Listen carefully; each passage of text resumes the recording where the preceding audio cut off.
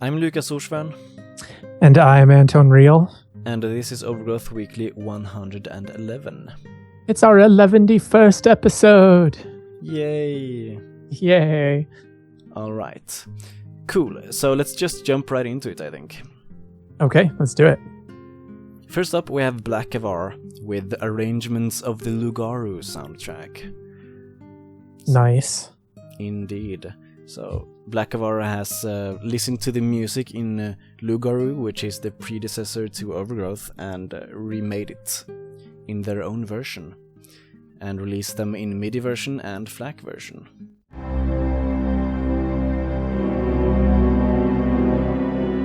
So remaking it is really the key word, in that it sounds quite similar to the original.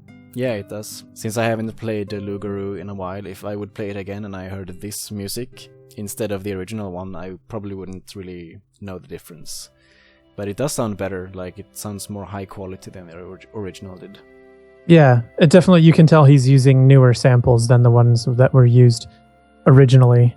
We should say that originally the recordings came from some free source for music, so we're not even totally sure who wrote them. And yeah, since it's also released the MIDI version, you can change the arrangement if you want, like bring it into your own audio program, or even generate notes from it that you can play it on your own with like a real instrument. A really real instrument? Yes, an Anton real instrument.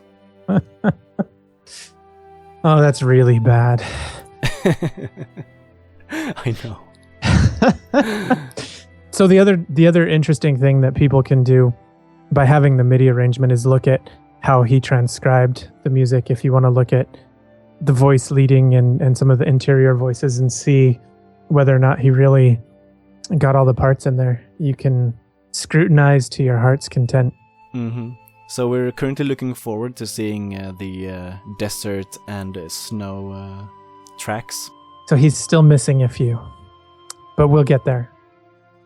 Timbalds has kept working on Therium 2, which is this big campaign for Overgrowth.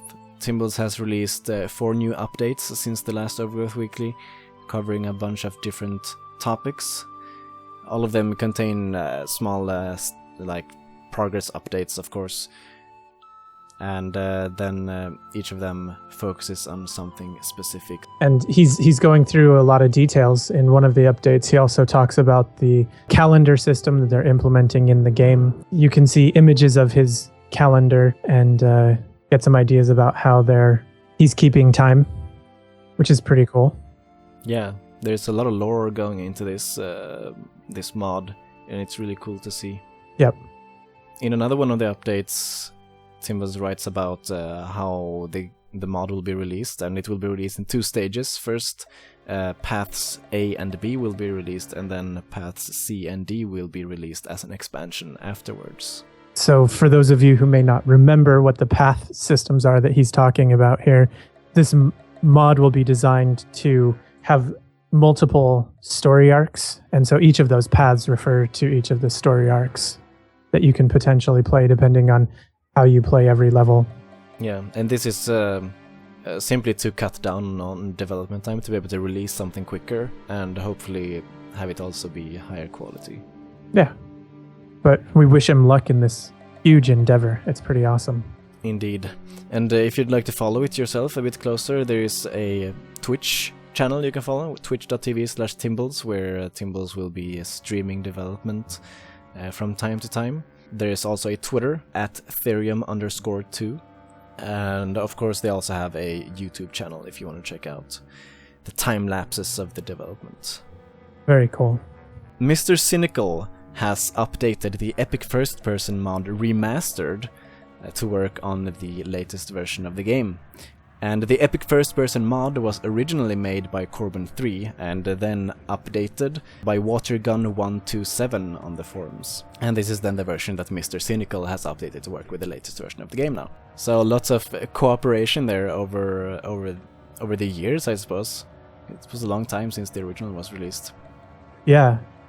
Well, and the thing that's kind of crazy is just how well first person worked within Overgrowth, which was somewhat odd, because he literally just placed the camera inside the head of the character. If I remember correctly, when you roll, the camera rolls with you, which was a bit of a trick. Yeah, it still does that actually, which I think is pretty cool, but it's also... In the original mod, it used to be a bit janky, like you would run away from the enemies and your camera would like flip around a little bit and stuff like that.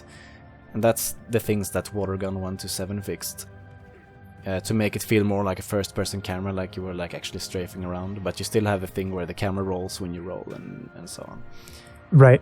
And like I said, it's really surprising how well this works in first person. You can actually play the game quite well in first person. And unlike some of those other first-person games, you can actually see yourself if you look down. Exactly. Which is really cool. Yes. Yeah, it's a very cool mod, and it's good to see that people are still working on it. The great thing is that it uses the new mod system, so it will potentially be future-proof to a point. The One Hobby has created a forest-themed arena. This is set in a foresty place, which is quite good looking. Other than that, it's a pretty simple arena. It doesn't really have any different levels or a special layout or anything. It's very similar to the cave arena in that way. Yeah, I kind of like how it really just looks like an area that you could just stumble upon in the woods and watch some people, duke it out. I like that sort of very natural element to it. So, very cool. I agree. So if you're searching for some nice arena maps, this might be what you're looking for. For sure. Beholder Jack has also created a level called the Lion Castle. This is a quite story-driven level. It has like dialogue, it has several different sub-levels within it. I was playing this, and something that I thought was especially good about it was the dialogue in it. It's always important because a lot of people don't always understand how to write well in a game, so it may be a good example for other people to look at. Yeah. So yeah, that's Lion Castle by Beholder Jack. HF_ has created a mod called Random Path Following. It allows for more animations to be executed at path points, such as crouch, facepalm, defend, T-pose, and so on. Why would you want T-pose, though? I mean, I guess it's cool and all, but why would you? Because you want to write a Christian mod. Yes, you can totally reenact Christ getting crucified and stuff. Just having walk up to the cross, turn around, do the T-pose. It's excellent. Yes, exactly. So it's basically, this is one of those mods that's made for modders, essentially. Like, if you want to use this in your level, you can now do that. You can also get, these two commands that the AI can execute at a path point, which is to die. So when it gets to this destination, the AI just dies, if you want that. Or you can tell them to investigate around, which is the same behavior they do when they find a dead body. They just like get sort of crazy and start running around looking for someone. And of course, as the title of the mod says, you can make it so that path points can point in like two different directions, and it will pick a random one of those. That would actually work well for I was trying to make a maze once, like a minotaur in the center kind of thing, and I wanted to have the NPCs randomly showing up in different places within the maze, but that was difficult to do. So one of the things I wanted to do was, and it might actually work well for a mod like this, is to allow a character to spawn anywhere along a path that they would normally follow. So it randomizes their spawning point every time you restart the level. Anyway. So yeah, that's the Random Path Following mod by HF_. Very useful tool, for sure. To access the maps and mods in the description, you'll need to have pre-ordered the game.